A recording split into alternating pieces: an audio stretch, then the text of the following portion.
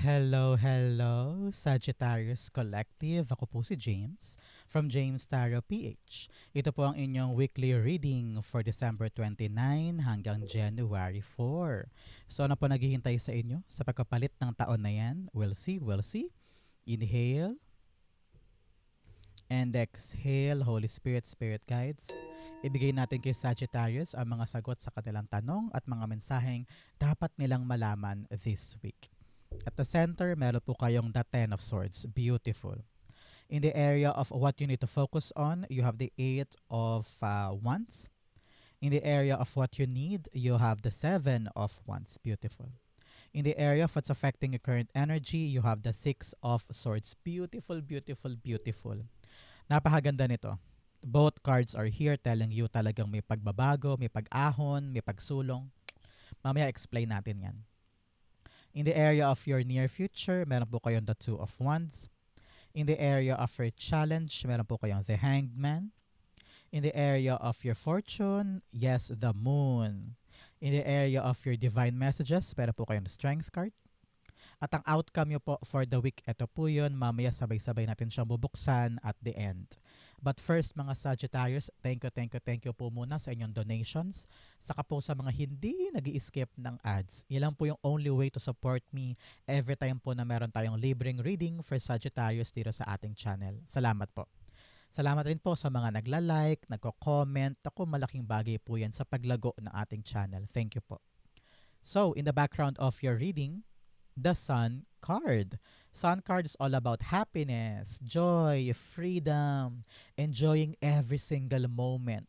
Kung itong mga nakaraang linggo o buong taon, talagang nagpaka-super busy ka, ito yung moment ng buhay mo kung saan parang ready ka to just sit down, enjoy the flowers, panoorin yung mga punong sumasayaw, mag-video ka with your family. Kumbaga parang ngayon mo nanamnamin yung ganda ng buhay mo, ng paligid mo, dahil sa okasyon na ito, kumbaga. So, also, dahil ito po ay December 29 hanggang January 4, kumbaga napaka-optimistic ng energy mo sa pagsisimula ng taon.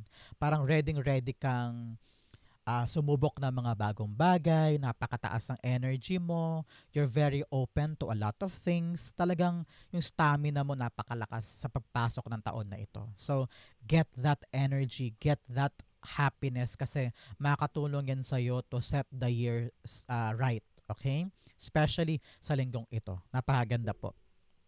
So, in your card of the week, you have cleansing. Cleanse your mind and spirit. Remove negative energy. Ano sabi ko? Ano sabi ko sa'yo, di ba? Happiness, kalimutan ng negativity. Especially here, in your core energy, you have the Ten of Swords. Kung ano man daw ang mga nakapanakit sa'yo nitong 2025, ibaon mo na yan sa limot and baguhin or itapon sa buhay mo ang lahat ng negativity na nararamdaman mo. May pag-asa ka pa. Tinan mo naman yung kamay niya. Di ba parang nakaganon kamay ni Santo Niño? Ibig sabihin, there is hope. There is hope for a new change, for a new beginning, for a new morning sa buhay mo. So, kung ikaw man, Sagittarius, ay nadapa nitong 2025, nalugmok, nalubog sa kumunoy, nag-fail, nagkaroon ka na heartbreak, heartache, kung ano man yan, babangon tayo starting this week. Mararamdaman mo yung positibong pananaw mo sa mga bagong bagay, and then handa kang itapon yung negativity sa life mo. No? So sabi dito, huwag kang mapirmi lang sa ilalim. Dapat lagi kang papaibabaw sa buhay and you will get a new chance for a renewed life ngayong linggong ito. Siguro makakatulong din yung pagbabago ng taon 29 to January 4, you will feel it eh. Mararamdaman mo yan in your bones, in your energy, that I need to elevate my life once more. Okay? Clarify natin siya. The Ten of Swords being clarified by the Wheel of Fortune. Wow. Wow. Speechless ako. Speechless ako dito. Napakaganda. Kung nanggaling ka daw sa hirap, pagod, kayod, there's no other way but up. No? Talagang paangat ka ngayon at binabago na ng kapalaran yung nangyari sa'yo. You are really changing life for the better. Kung nanggaling ka talaga sa hikaho, sa struggles, asahan mo paangat ka na. Very speechless ako dito. Wow, you are very maswerte, Sagittarius. Ano? Ito na yung start talaga ng pag-ikot ng kapalaran. Kaya importante, kikilos ka.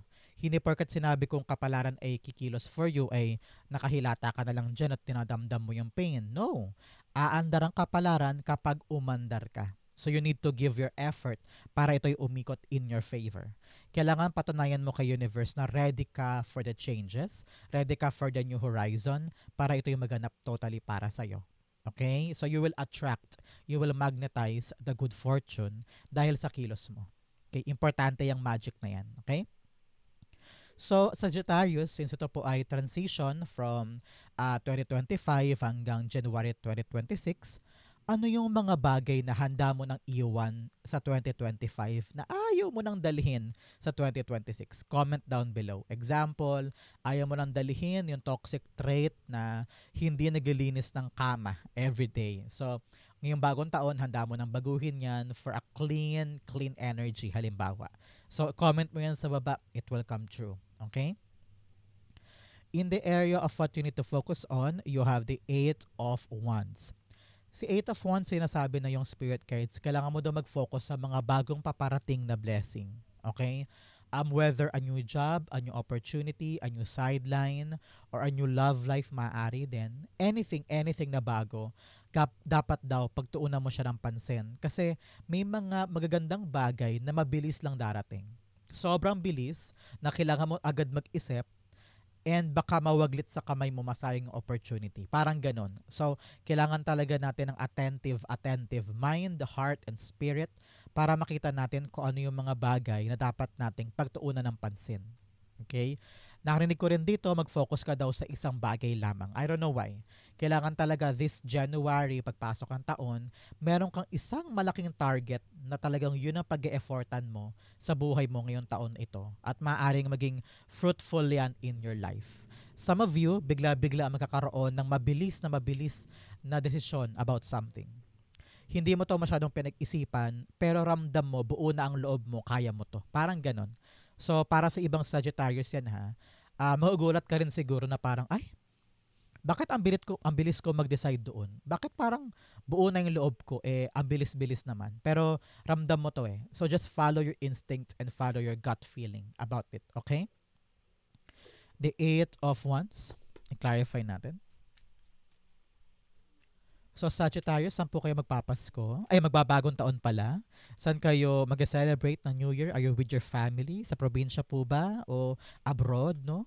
Wow, tumilapon, you have the Queen of Pentacles. Yes, we need to focus daw this time on our money. Kaching-kaching. O, lumabas din, kunin natin the Five of Cups. Sabi dito, kailangan kalimutan mo na yung old ways or old pattern pagdating sa iyong kapirahan.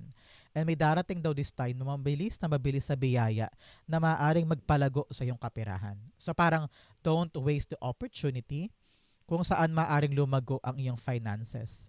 And you should be ready to move on from something that is not working anymore para sa'yo. Okay? Kailangan talaga pag nilay-nilayan mo ito. Kukunin mo ba yung bagong bagay or mananatili ka sa isang aspeto ng buhay na talagang wala na eh. Wala ka na mahihita eh. Ang factor dito yung kaperahan mo eh. Meron kang inaalagaan, pinapalago, pinag-iipunan, or pinaglalaanan ng pera. Yun daw ang kailangang factor na i-take into consideration mo bago ka mag-decide. Pero nakita ko dito, napakalakas ang payo, tanggapin mo yung bagong bagay. And you should be ready to forget kung ano yung mga bagay na wala lang saysay. Okay? Para sa financial growth mo naman ito. Okay? In the area of what you need, meron po kayong the Seven of Wands. You need to defend your decision.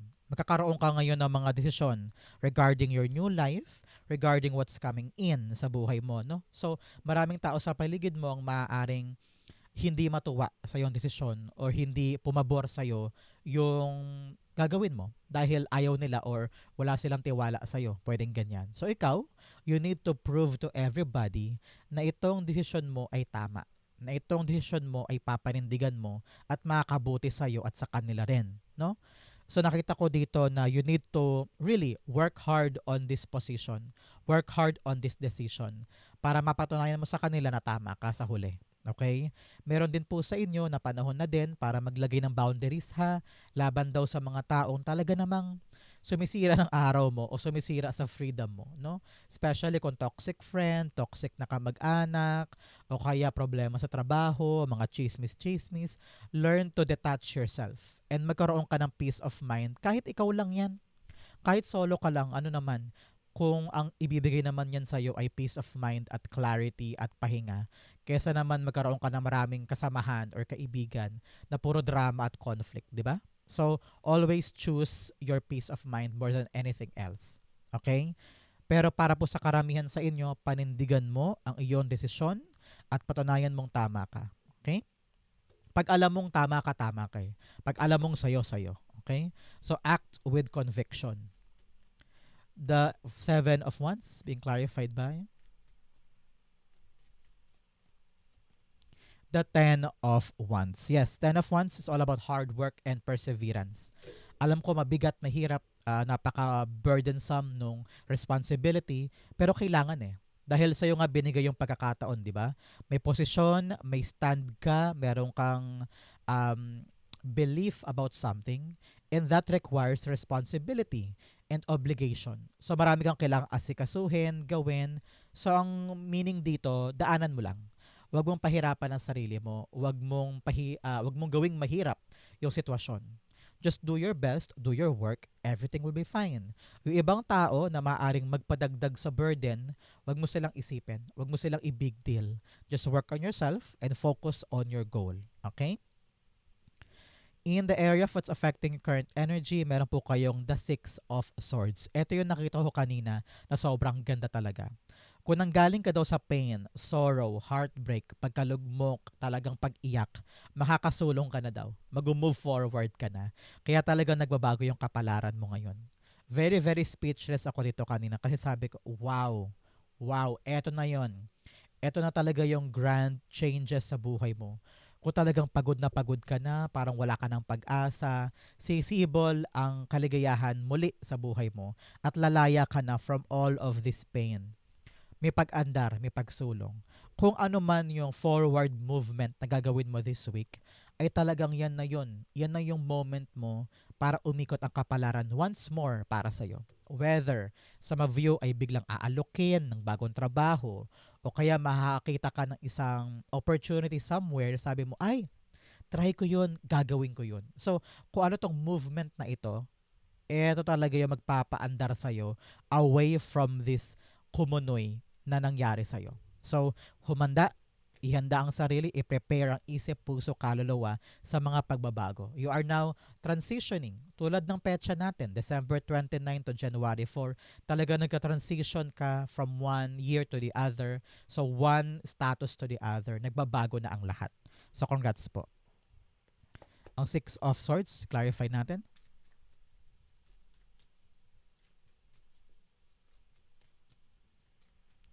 You have the Lover's card. Yes, ngayon pinapahalagahan mo na yung mga bagay na talagang magpapaibig sa'yo. Whether relasyon yan, bagong trabaho, bagong project, bagong endeavor, talagang mamahalin mo.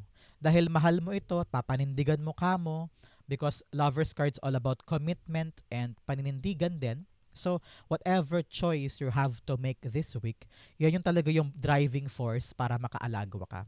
Example, matagal ka nalugmok sa kumunoy kasi for example, 6 months kang nawalan ng trabaho. Ngayon, meron new chance na. Nakahanap ka ng new job halimbawa sa Korea. So, dahil paparindigan mo tong bagong desisyon, bagong choice mo, it will gradually transition your life from lugmok to abante. Okay, napakaganda niyan for you. Congrats po. In your near future, you have the Two of Wands. Si Two of Wands, sinasabi ng yung spirit guides na talaga namang lalabas ka na sa comfort zone mo. Aalis ka na sa nakasanayan mong mundo na talaga namang kalugmukan lang ang naranasan mo. Dito may chance ka na for a new life. Kaya importante, Sagittarius, maupo muna tayo, magplanong mabuti, kumausap ka ng mas maraming tao para maintindihan mo kung ano talaga yung dapat gawin. para maging buo, klaro yung plano, planchado, mailatag mo, at makatuloy ka na sa new adventure mo. Nakita ko dito, new adventure, new place, maaring meron sa inyo, lilipat ng ibang lugar, lilipat ng ibang bansa, o kaya lilipat na ibang company, pwede rin ganyan. But nevertheless, kung ano man yan, balak mo na ng mga changes. Ready ka na sumugal at tumulay sa mga pagbabago, which is good for you. Congrats po. Clarify natin siya.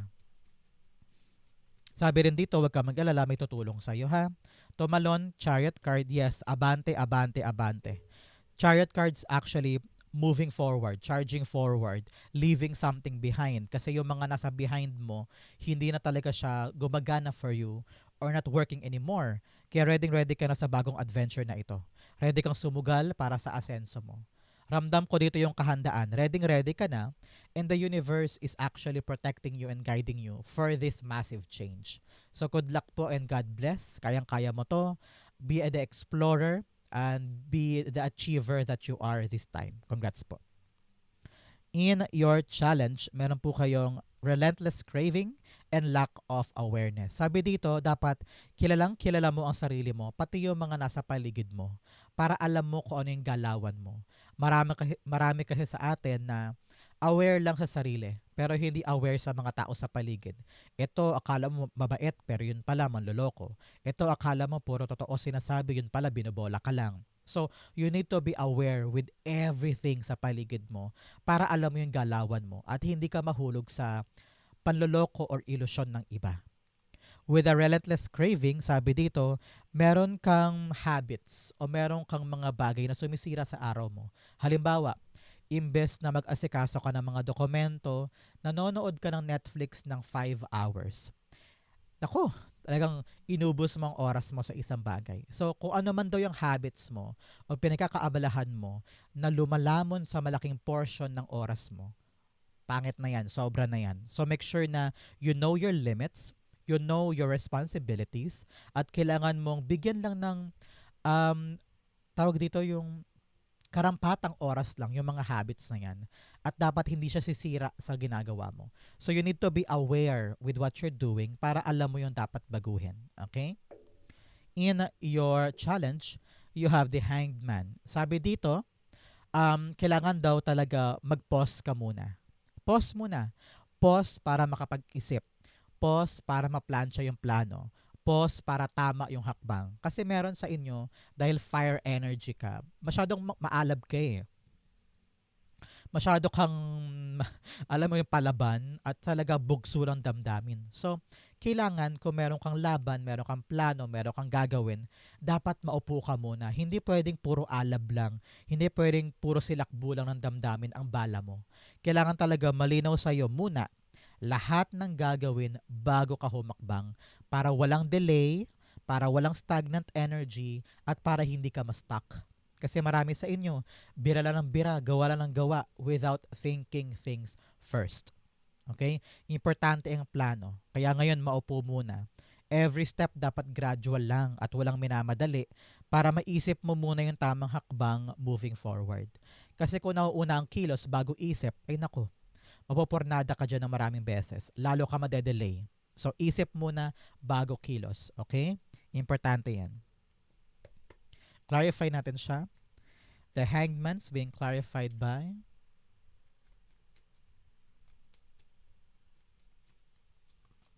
the Ace of Wands. Yes, talagang great plan, great idea muna daw ang kailangan gawin bago ka sumuong at sumulong. Pinagsama ko. So bago ka sumuong at sumulong, kailangan talaga mabuo muna yung plano at dapat confident ka sa plano na to. Marami kasi sa atin nagpaplano pero wala namang lakas ng loob na isabuhay yung plano. So, dapat isip muna bago aksyon. Pero kinakailangan buo muna sa isip lahat-lahat bago umaksyon. Okay? Para di masayang ang effort, hindi masayang ang strategy, at lalong hindi masayang yung gagawin mo. Okay? In your fortune, meron po kayong crossing bridges. It's time for healing, connecting, mending, and releasing. Ito yon. Panahon din daw to para sa bagong simula, bagong araw, paghilom ng mga lumang sugat, at talagang tumulay ka na sa pagbabago. Okay? I-claim mo to para makuha mo. You also have cleansing waters. Purification activates vibrant life force. Oh, sabi dito, magkaroon ka daw ng maraming oras sa tubig. Halimbawa, sa pag naliligo ka sa shower, no? Gamitin mo siyang therapy, water therapy, kung saan habang naliligo ka, pakiramdaman mo na pag umaagos yung tubig sa ulo mo pababa, eh dinadala din niya lahat ng negativity, lahat ng pain, suffering, lahat ng sama ng loob, at panoorin mo siyang dumaloy hanggang drainage. Gawin mo siya every single day, gagaan ang pakiramdam mo. Okay? In the area of your fortune, meron po kayong the moon card. Sabi dito, kung ano man yung mga problema mo, temporary lang yan at makakaalagwa ka rin dyan. Okay, palakpakan muna. Kung ano man ang naging problema, panandalian lamang yan at lilipas din yan. So, don't worry. Huwag ka masyadong mawala ng pag-asa. Always think positive. Kaya kung ano man yung kinakaharapan mo, matatapos din yan. Okay? Sabi rin dito for other Sagittarius, kung meron ka daw question o meron ka daw bagay na hindi naiintindihan, ngayong linggong ito, dadapo sa iyo ang mga sagot. Dadapo sa iyo ang mga kaliwanagan tungkol sa mga bagay na malabo. Kaya kung meron ka mga questions, relax ka lang, darating sa iyo ang sagot in God's perfect timing. Okay? Napaka-importante niyan. The moon cards being clarified by nakabaliktad na tower card. Yes, ngayon sabi dito, you are not resisting change anymore. Talaga namang you are now open to new things, open ka na sa pagbabago, open ka na sa pag-alis sa past, pagtanggal sa mga temporaring bagay kasi yayakapin mo na talaga yung mga bagong darating. Example, ready ka na to leave 2025 behind. Lahat ng mga maling relasyon doon, maling plano, bibitawan mo na. And ready ka na sa pagbabagong dala ng 2026. Parang ganyan. So, nag-evolve ka na. So, pag nag-evolve ka na, doon magsimulang masagot yung mga tanong na parang, kaya pala ako nahirapan ng 2025 kasi dahil dito. So, yung bagay na yon bibitawan mo yon and you're ready to change things at doon magsimulang masagot na, ay, okay pala ako. Buti pala binitawan ko yun kasi okay pala yung pasok sa akin dito. Parang ganyan. Okay? So, i-claim mo to para mayakap mo yung mga good changes at para matapos na yung problema mo. Like, claim, it will be yours. In your divine messages, you have faith in your dreams. Manalig ka daw sa iyong mga pangarap, manalig ka sa iyong mga goals because it will come true para sa iyo. Ang kailangan lang talaga believability and also manifestation. Kung talagang naniniwala ka sa dream mo, walang duda, walang pag-aalinlangan, it will happen for you. Kasi marami sa atin laging, sana ganto, sana ganyan. Tanggalin mo yung sana.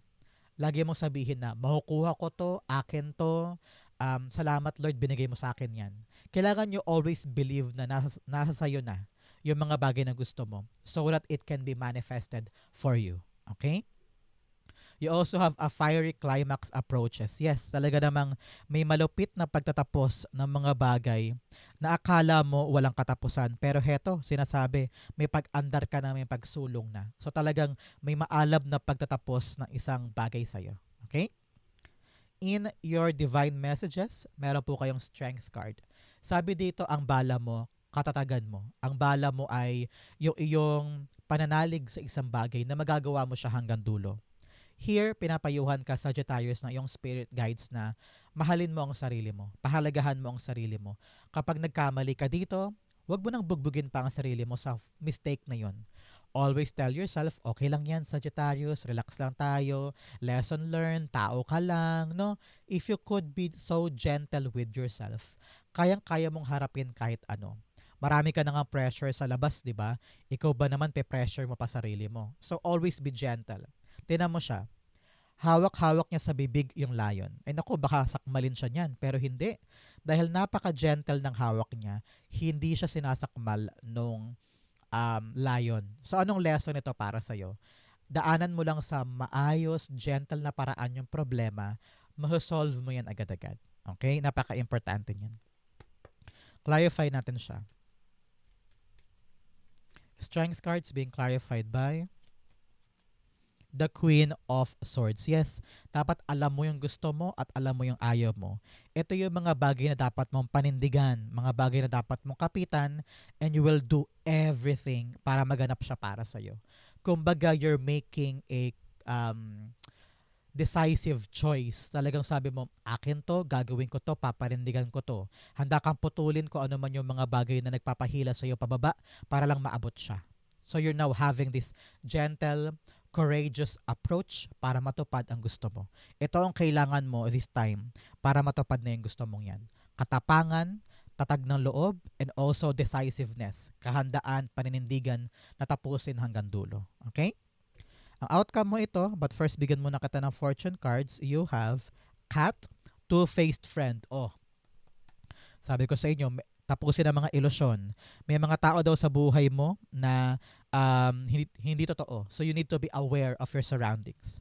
You also have Fair Man, lalaki daw po na mistiso, o maputi, o puti ang buhok. May concern daw po sa kanya, kausapin mo. You also have Tankard, celebration, fun, enjoyment. Yes, talaga mag-celebrate ka this time. Very, very happy energy dahil sa paglaya mo sa isang mahirap na sitwasyon. You also have not unsuccessful plans. Oh, ito ay isang malaking warning para sa iyo, Sagittarius. Kailangan talaga ihanda ang sarili, isa puso ang lahat ng ito para kung ano man yung unsuccessful ay maging successful na. So be careful and be aware of this energy para alam mo yung mga dapat mong baguhin, i-effort para ito ay matanggal sa life mo at magkaroon na ng successful outcome yung ginagawa mo. Okay? Ang outcome ni Sagittarius for December 29 to January 4, the Ace of Wands. Dalawang Ace dito, 1-1, you're on the right path, you're on the right direction. Kaya sipagan mo pa, okay? Ace of Wands, bagong buhay. Nanggaling ka sa pagkalugmok. Nanggaling ka sa pagdadapa. Heto ka. Binibigyan ka ng chance ni God for a new life, a new beginning, a new opportunity. So don't waste this opportunity. Hindi lahat ng tao nabibigyan ng chance for this once in a lifetime way of living. So kung meron kang idea, meron kang plano, bigla-bigla nagkaroon ka ng inspired action. Yung parang ginanahan ka na parang, uy, kaya ko to uy, pwede sa akin to sige, subukan ko. So, kung ano man tong bagong plano at idea na magpapanumbalik ng sigla mo, naramdam mo kayang-kaya mo to do it and be confident in this action. Okay? Talagang spark yan Magi-spark ang isip mo sa mga bagong gagawin na magpapabago sa lahat. Yes, you have the Seven of Cups in reversed. Sinasabi dito ng yung spirit guides na huwag kang malilito. Okay? Dapat buo sa isip, buo sa puso, buo sa damdamin kung ano tong bagong simulang gagawin mo. Alam ko na marami ka pang ibang option. Marami ka pang ibang paraan na maaaring magpabago sa buhay mo. Kaya importante, buo muna ang lahat. Hindi pwedeng paiba-iba. Hindi pwedeng you're doing things all at once. Kailangan mamili ka lang ng isa na paglalaanan mo ng effort, time, money, attention. Para hindi ka maguluhan dyan at hindi ka magsayang ng maraming oras. Panahon to para paliwanagin ang isip mo. You need to really be bold enough to bring down the idea into your reality para maganap na siya. Kasi marami sa inyo puro plano, plano, plano, pero walang aksyon para isabuhay. So make sure ngayon malakas ang loob mo na ito pa rin ang plano, maging confident ka sa aksyon para magbago na yung chapter ng buhay mo and you're now entering a new life starting this new year. Okay? Sa Sagittarius, ito po ang inyong December 29 to January 4. Thank you, Holy Spirit, Spirit Guides, for the clarity and messages. Saan po kayo nakaresonate? Comment po kayo sa baba. Babasahin ko po yan. Thank you again for watching hanggang dulo, Sagittarius. I love you. This has been James for James Tarot PH. God bless everybody.